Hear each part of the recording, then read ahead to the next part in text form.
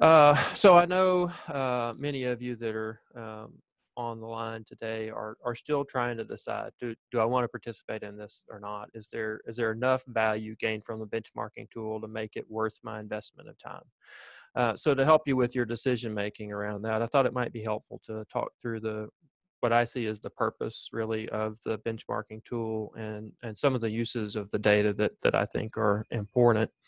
The benchmarking tool really has one singular overarching purpose, and that is to provide business officers with the data that they need to compare financial measures of our institutions to like institutions, and then use that data for decision making. So it's really very simple, and we've tried to organize the output from this in ways that really facilitate your decision making at your campus. Most of us in higher education are faced with the same issues. We have to make resource allocation decisions because we have either stagnant or declining resources. We've got greater demands to do more with what we have. And so we really need to better understand, are there areas where we're under-resourcing or over-resourcing in particular functions or programs? And can we rethink some of those allocations to maximize effectiveness? So, to answer those questions, often we want to look at our peers. What are my peers doing that maybe I haven't thought of? Can I glean anything by examining my allocations compared to others to look for ways that we can improve spending allocations that maybe we haven't considered? So hopefully you'll see some of that as we go through some examples today, and then as you get into the database yourself with some of your own data, you'll start to see how some of those questions can be answered. So one thing I want to make clear is the benchmarking tool has a number of very useful data points, and you'll see that it's extensive. But they don't always necessarily provide the answers that we need. Instead, they often point us in the direction of answers. So I tend to think about this as a wayfinding tool. All right. So if I'm looking at a sign like the ones here, I can tell, for example, I'm 4 miles from the Civic Center, but I don't know exactly how many turns it's going to take for me to get there. I don't necessarily know the exact location of the Civic Center, but I do know the direction of it, and I know about how far it is away from me. So in a similar fashion, the benchmarking tool really points us in the direction of challenges or issues that we need to examine, and it may even tell us how far we are away from correcting those challenges, but it doesn't necessarily give us the details that we need to get from where we are to where we really want to be. For example, I may find by looking at the data that I'm overspending on institutional support salaries, for example, if I'm comparing myself to my peers. But once I come to that realization, then I need to do a closer examination of salaries in a little greater detail to determine where adjustments are possible. So I've got the direction. I know that I need to make some adjustments probably in institutional support. I may even know how far I need to go. So if I'm 20% more than my peers, I need to start looking more deeply than if it were 5 or 10%. But it doesn't necessarily say these are the exact areas that you need to look at. We have a broad brush look at what types of decision making we need to make, and then we can dig into our own data and start making decisions on details. So that's my general view of how the benchmarking tool can be useful. So by examining the financial data of our peers in comparison to our own, we can really begin to answer a number of important questions.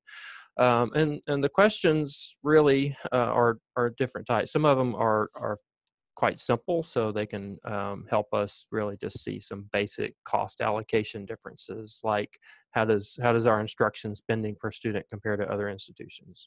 Fairly simple question to answer. The data will point directly to that answer. But some of it is a little more complex, like is it possible to improve student graduation rates by reconsidering how we allocate spending, and that type of question is those are the questions that have been contemplated in the way that we've built the benchmarking tool and some of the report options that come out of it. So there actually is, and I'll show this in a little bit. There's a support set, a set of slides that point to directly at that question. So it compares spending to graduation and retention rates. So it makes it easy to start looking into where we are in terms of effectiveness as an institution, and then we can start making decisions around that.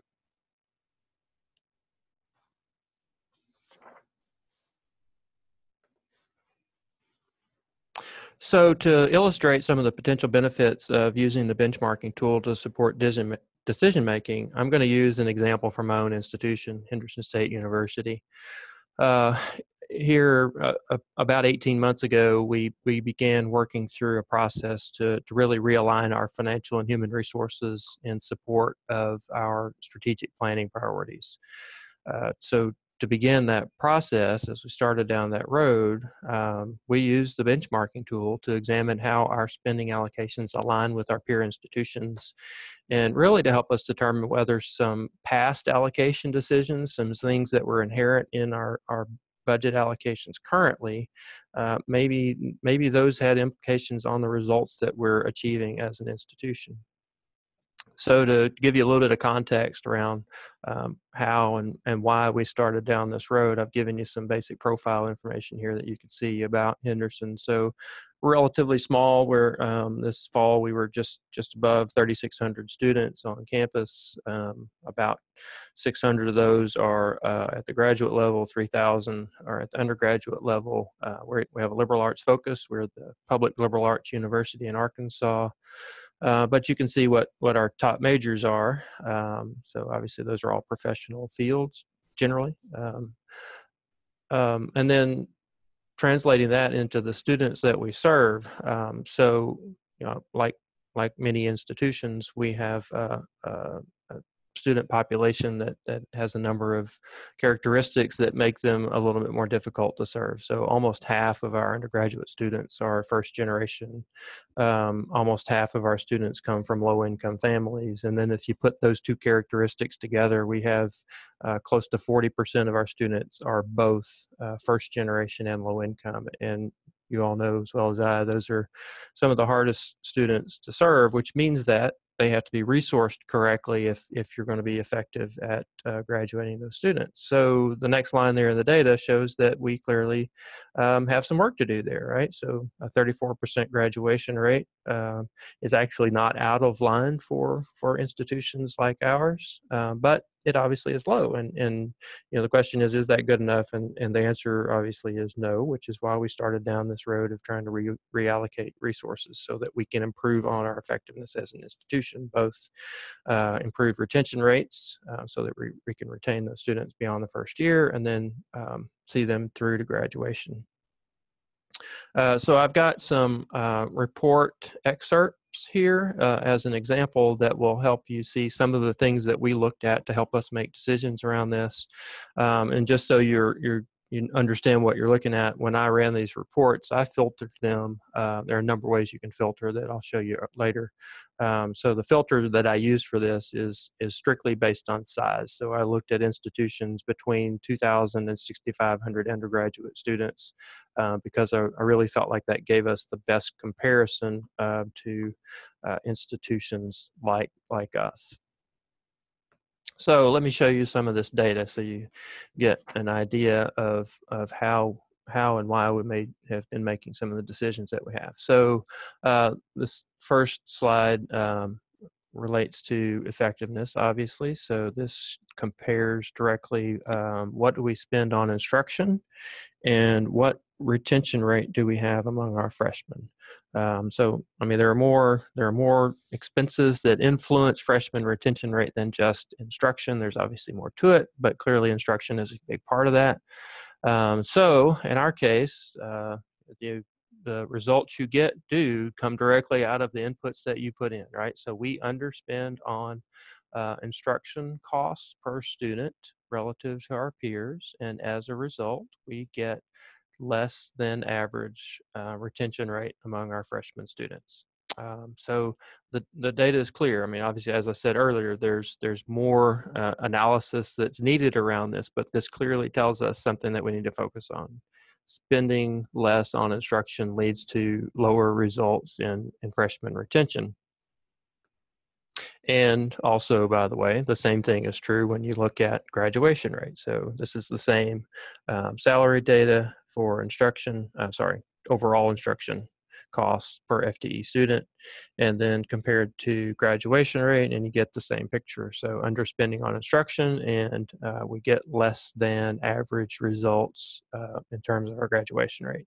So I didn't explain these data points. The lower end of the line, the 28.53, if you're looking at graduation rates, that's the 25th percentile. 40.5 is the median, and our 32.4% graduation rate at the time of this data report, I clearly was near that 25th percentile, so far below average.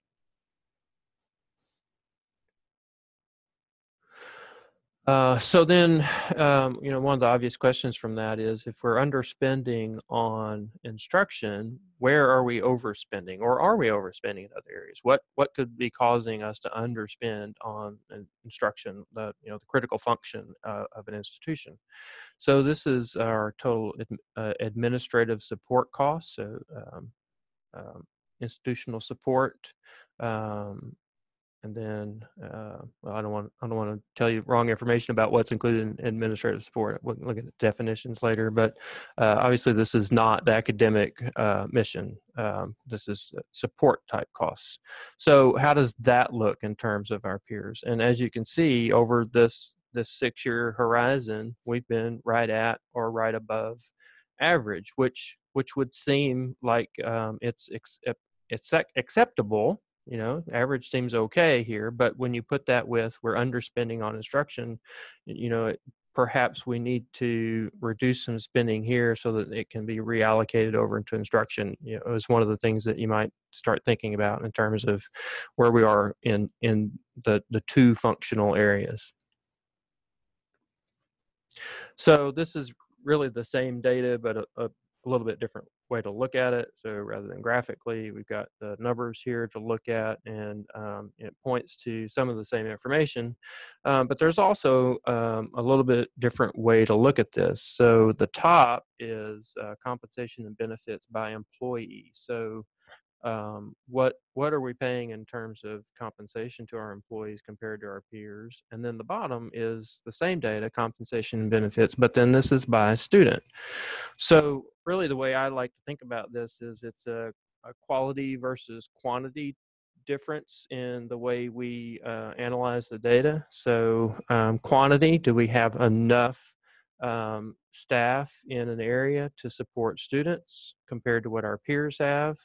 And instruction, that obviously the answer to that is no. So we're in the 37th percentile. We're on the low end of what we spend on compensation and benefits per student.